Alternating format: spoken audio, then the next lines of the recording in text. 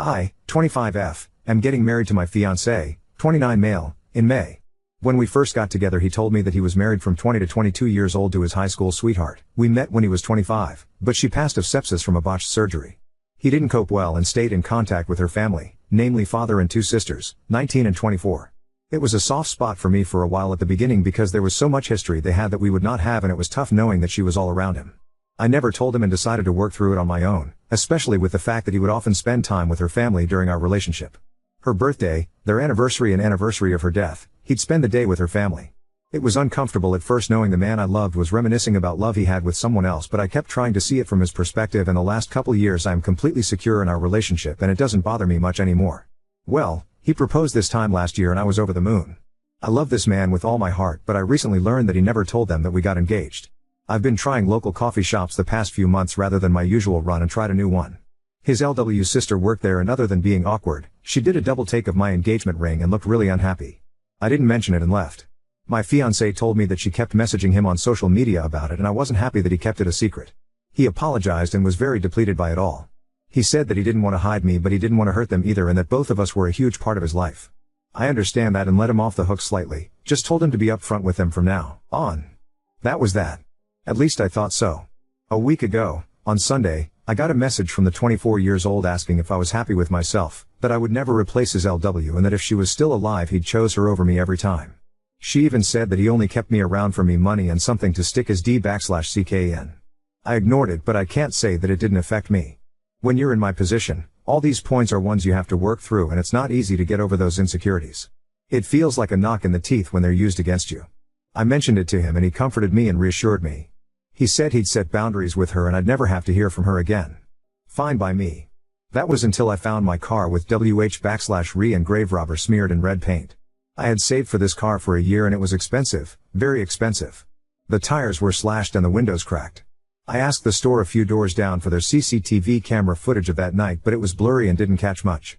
It did manage to catch half a license plate though, and the color and make of a car. It was his LW's youngest sister's car. I told him I was filing a police report and he asked me to hold off until he talked to them first. I told him no, but I would if they paid for the damages, and apologized to my face.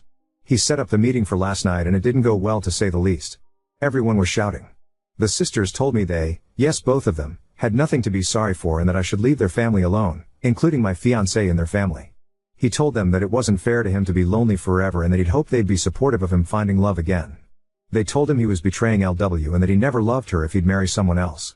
They didn't have a problem with him having a new GF because he'd realized she was the only one for him and get tired of me. Now that hadn't happened, they were putting their foot down.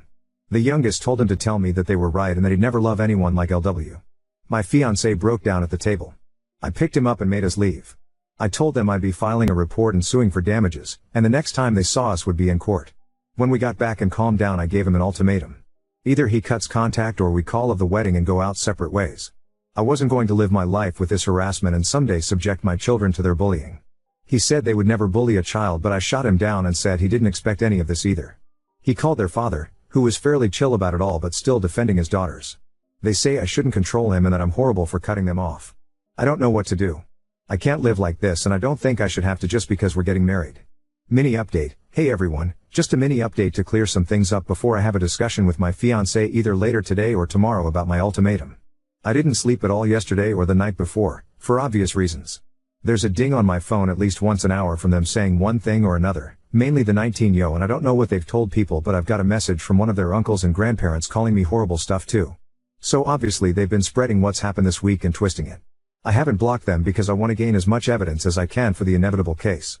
Regardless of any outcome with my fiancé, I will be suing and filing a criminal case for harassment and vandalism and looking for a restraining order. I just haven't had the mental fortitude to do so yet. I'm hoping my fiancé will help me. I haven't spoken to my fiancé since the argument at the table, other than to tell him they go or I do. It was my choice to give him a couple days space to come to terms with everything, and I will contact him when I'm ready. All of this, from the first message till now, has been a week. It's a huge weight to contemplate leaving people you've known for 15 years and who you grew up with. He did set hard boundaries with the sister from the coffee shop, as I've seen the messages. He said, paraphrasing, "You have no right talking to Op at all if this is how you're going to behave. She doesn't deserve this and you've gone too far. Why are you being like this?" And she responded with more name calling and back and forth. He ended by saying not to message me again and to make sure everyone else does the same. I was happy with that. At this point only one person in that family had an issue, to my knowledge, so it was silly to have him cut all of them off. It may not be enough for some, but it was enough for me to feel safe and comfortable. For those saying he needs therapy and counseling, he's already getting it. He's been getting it since before we even started dating after an incident at work. I don't know about any of their family though. The first time I had a conversation with any of them was that night. Some people are wondering what LW died of, and it was a botched weight loss surgery where she died of sepsis. People were wondering if he was somehow the reason behind the surgery, hence the family's insane reaction, but he was not in the slightest.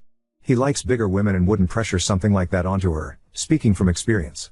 I also want to clear up the not calling the police about the car thing. It was entirely my idea to not file charges in exchange for a face-to-face apology and damage payment. He only wanted me to wait so that he could talk to her to see if she regretted it and then have her father pay the damages. At the time, we thought it was just the 19-year that smashed up my car, not both daughters. Neither of us wanted to ruin her life. When I found out it was both of them, it was full steam ahead. Edit, I chose for him to take this space apart, it's not him being indecisive. I said to take time and that I'd reach out so that his decision is thought out. It's for me. I don't want to be chosen only to be 3 kids down the line and stuck in a resentment-filled marriage. Update 1. I texted him saying I thought it was time to discuss this and he was back at home not a half hour later. He'd been staying with a friend the couple nights we had no contact. We sat on our bed to talk because my back is sore from all the packing and I wasn't gonna force myself to sit at the table. Before we even got to talking he asked if we could cuddle for a minute. It definitely took some of the weight off and we were able to talk like a couple and not awkward strangers because, regardless of some people's beliefs, we do love each other and it took me a very long time to feel confident in that fact.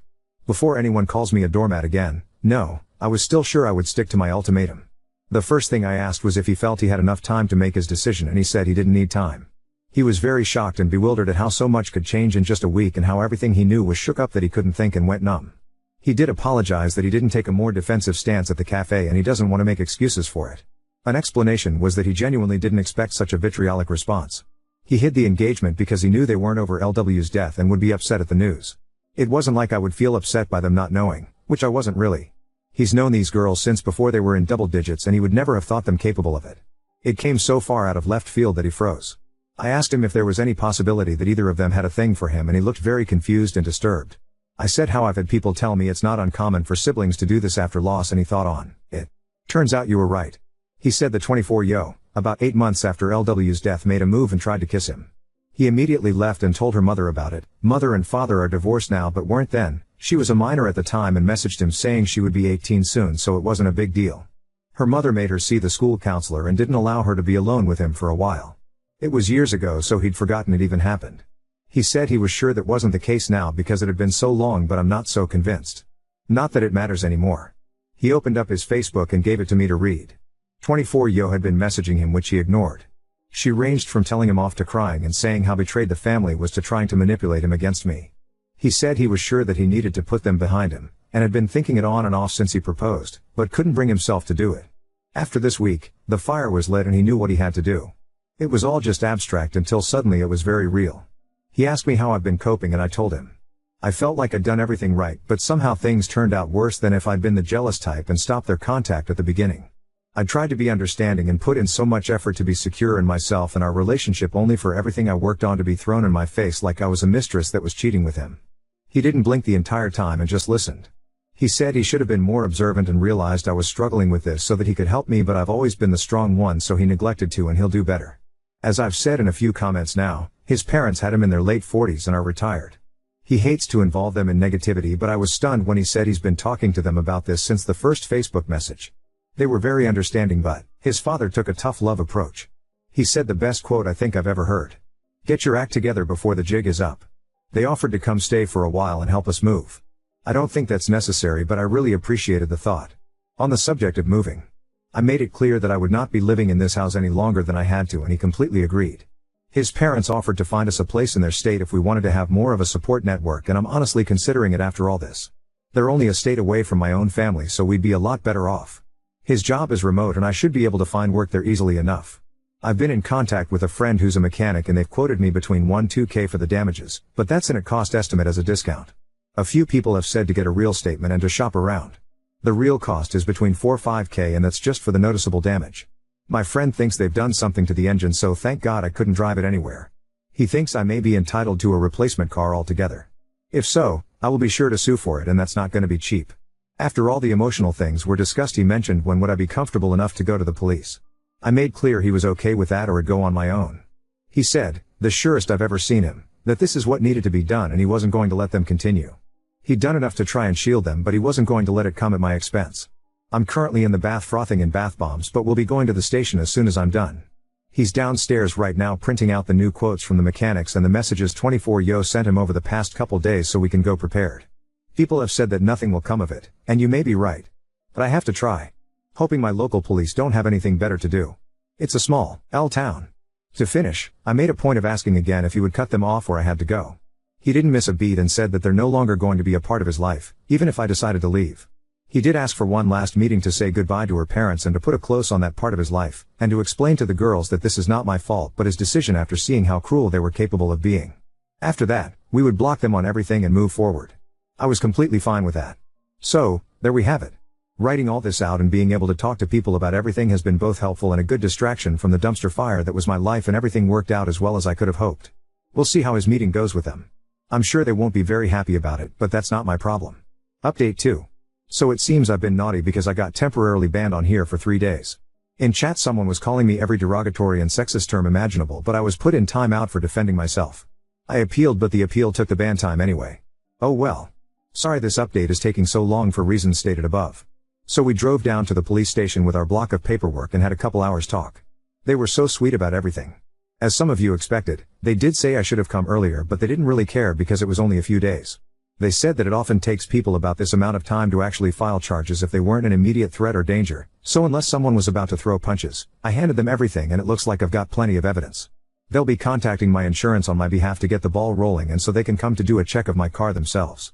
And then they can open a claim with me if I want. They're not filing a claim, they're just notifying about the criminal damages. I file criminal charges for harassment and vandalism, and they'll notify me with more details about my restraining order this week. My fiancé told the police that he was planning on meeting with LW's family and asked if that would contradict my case, and they said no. We're not married at the time of filing, so legally we're two separate entities in the case. Or something. So, my car is totaled. My mechanic friend, I'm gonna call him Tom because I can't keep saying my mechanic friend. So Tom and his partner at the shop did a full check on my car, and this is the damage they found. Shattered windshield 4/tires 2, broken windows, paint, obvious, I think, unknown substance in the engine oil, battered bodywork. They said with this amount of damage, I should just go for a new car, so that's what I'll be doing. If anyone is curious, it was a Volvo. I'd always wanted one and managed to buy one new 2 years ago. Either they get me a new car if they'd be set back about $60K. Either way I'll be alright. The amount classifies the vandalism as a felony, so they could be looking at jail time too. My fiancé met with the family on Saturday and Tom sat by the window.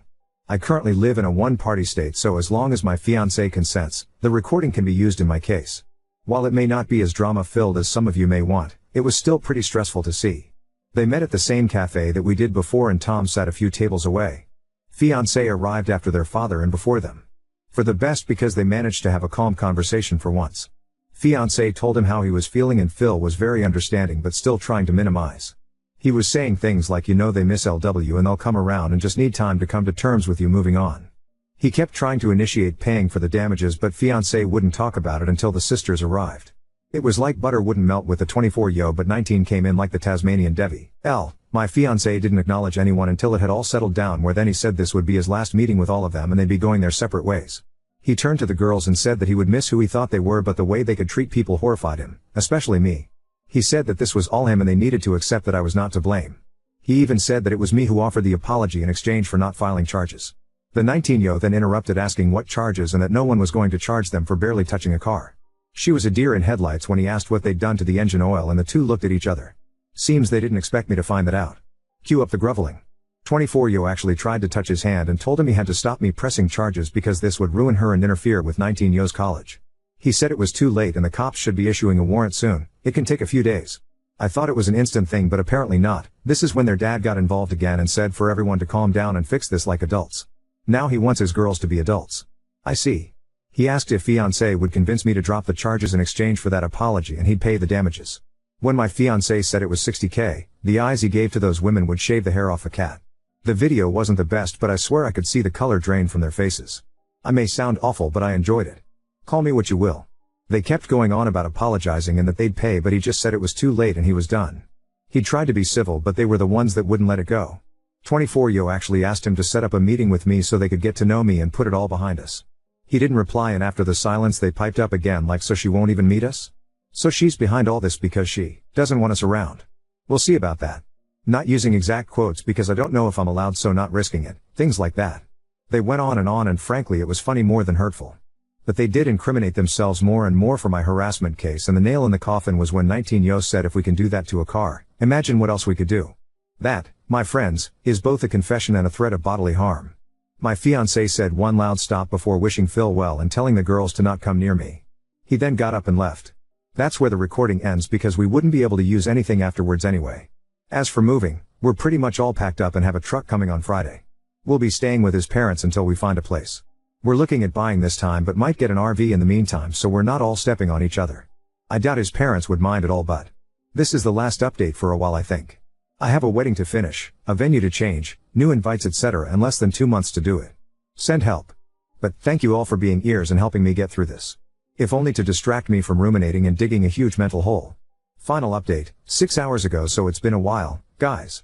Calling the past few months a roller coaster wouldn't quite do it justice. A lot has happened and I hope I don't leave anything out. Here goes. So, first off, we've moved away.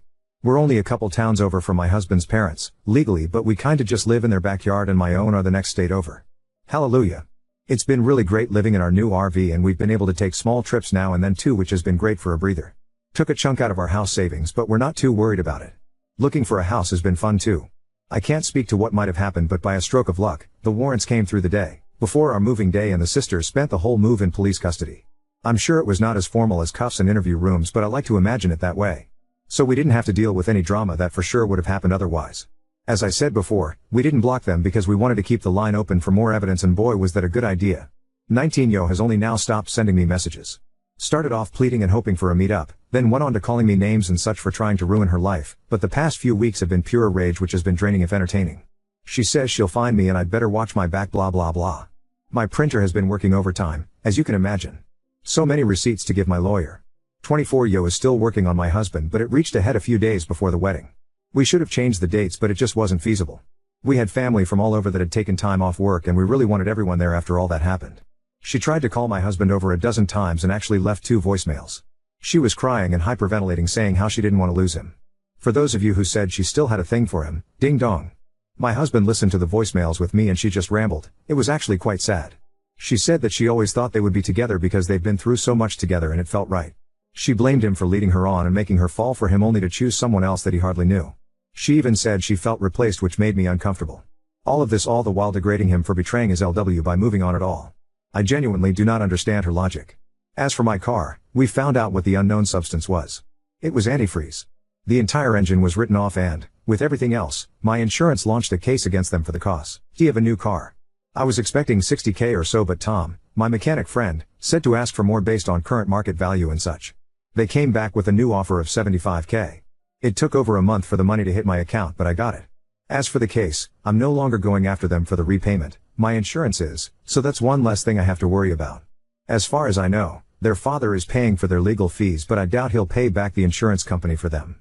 There is still a case against them for harassment and threatening behavior, and I'm suing for the money it took to move away and emotional distress. My lawyer says they'll be liable and it's looking like they want to settle. I don't feel great about going for emotional distress, but after everything they have done, it sure was emotionally distressing. The courts are moving slowly, so I don't have anything new on the criminal case yet, other than that they are going to plead guilty. Shouldn't be long now, and it's looking like they're getting probation and mandatory anger management. Not a stint in jail, but oh well. At least they'll both have a record. My husband was down for a while since we left, but he hasn't wavered in supporting me. He's getting back to his old self now that he's settling in at work here, and he's enjoying being closer to his parents. It's been great for our relationship too, because we all get on so well. As of the 21st, I'm a married woman. It was very hectic and stressful to change basically our entire wedding in 2 months, but we did it and our guests were so understanding. We had to settle for a few things like our cake and catering, but everything else worked out amazingly.